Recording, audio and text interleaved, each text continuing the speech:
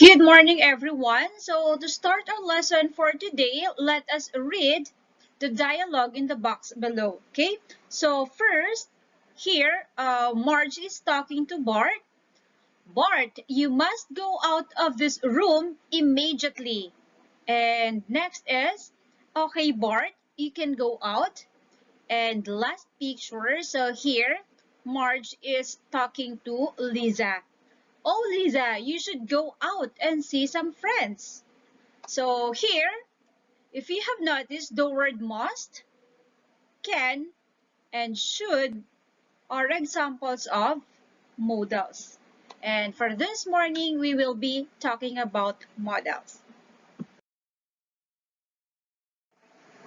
I know you are very familiar with modals because you already studied it during your grade 8, right?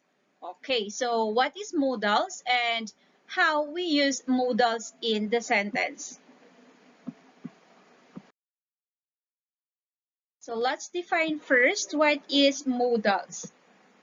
So a modal verbs are auxiliary verb or helping verb that help the main verb express its meaning. So they have a special purpose. Okay? Like for example, two of my friends can play guitar. So here the subject is two of my friends or friends, and our modal is can, and our verb is play.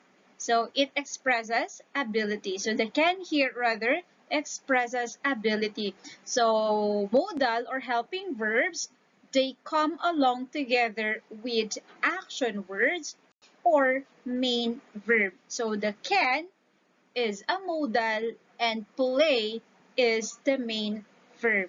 Okay. In using modals, so you have to remember that modals are always followed by the base form of the verb. Okay, so they never change their form. Always base form, so without s, without ed, without ing, or any suffix. All right, so like for example, Jam will recite a monologue. So our modal here is will, and our verb is recite. Okay? And you cannot say Jam will recites or Jam will recited. All right? So next example is she would bring the pictures. So our modal here is would and our verb is bring. Okay? So always remember that modal is followed by the base form of the verb. All right. So moving on, I have prepared here a table of modals with its purpose and examples. Okay, so after this or later on, we will elaborate each of them. So we have the can and could, so it express ability, and also it can be asking permission or requests. So like for example, for ability, she can dance and he can sing. Next, the may, might, and could. They express possibility, like for example, Mom may visit Grandma at the hospital tonight. It might rain tomorrow. Okay, and also may and might and could can also express permission or request. Next is must. It expresses need or want. It can be a necessity. Okay, I must exercise daily. Children must eat vegetables and drink milk. Okay, so would, it expresses what someone wants to do and or intend to do. So he would like to join the math club. And should, ought to. So it expresses obligation. You should listen to your elders. Okay, so those are some examples of modals.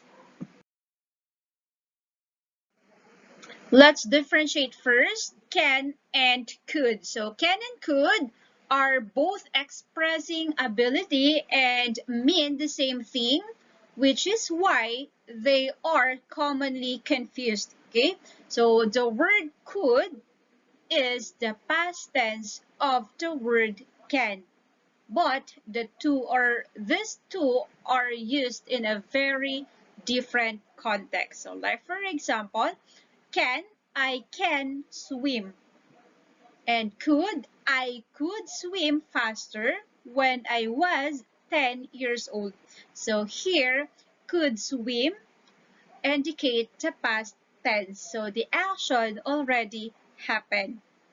Okay, next, I can read a whole book in 2 days.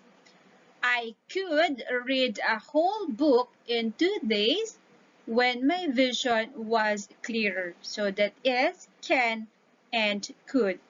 Okay. Can and could can also be used to make requests. So can is less polite than could. So if you want to be more polite, you can say would you or could you. Okay. So like for example here, can you pass the juice? Can you turn off the air conditioner? Can the boss sign the papers tomorrow? But if you want to be more polite, you will say, could you please pass the juice? Could you please turn off the air conditioner? Could the boss sign the papers tomorrow? And also the would. Okay, so can and will is less polite compared to could and would. Okay. Now let's have the may. So may, it is most commonly expressed or used to express possibility, and it can also use to give or to ask permission. Okay, so permission, like for example, may I have another cup of coffee?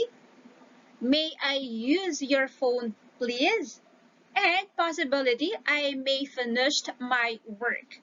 It may rain tomorrow. So that is may. And let's differentiate may with might. And here is the might. So when to use might and when to use may. Okay, so like can and could, it can be confusing using the word may or might. So to try to clarify things, it's very important to break down the differences between might and may. Okay, so both of them are used for possibility and even in permissions. Okay, so let's have some examples. Possibility, he might be the love of my life. I might go on holiday to Australia next week. So that is might. Okay, so there you go, the may and might. So again, may and might can normally be interchanged without a significant difference in meaning. However, might often implies a smaller chance of something happening compared to may. So like for example, it may rain. It might rain. So when we say it may rain later, so there is a greater possibility. Like for example, or let's say 70%. But when we say it might rain, it has a lesser possibility. So let's say 40%. Okay? So that is when expressing possibility. Okay, and here in giving permission, so you only have to use may. Okay, so you may have another cookie if you like. May I borrow your pen? Okay, so that is may and might. And may not can be used to not give permission or prohibit something from doing something. That is may and might. And here are some examples of may. We may go to the park after dinner. You may get a car after your graduation. I may go on vacation up north.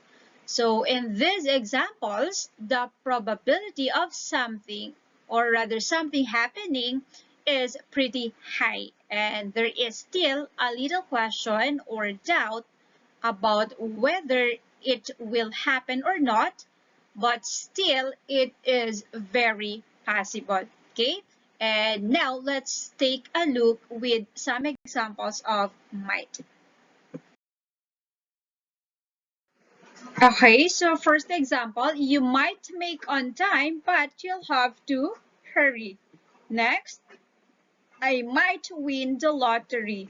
And number three, I might buy myself a new Jaguar. So here you can see the probability of something happening is really low. It could happen, yes, but it's not likely clear. Okay? And now let's go to shall and should. So let's have the shall and should. So these are words commonly used to express ideas that have something to do with laws and rules. So they are related to each other, but they cannot be used in place of each other, as their meaning changes with the sentence structure. So why?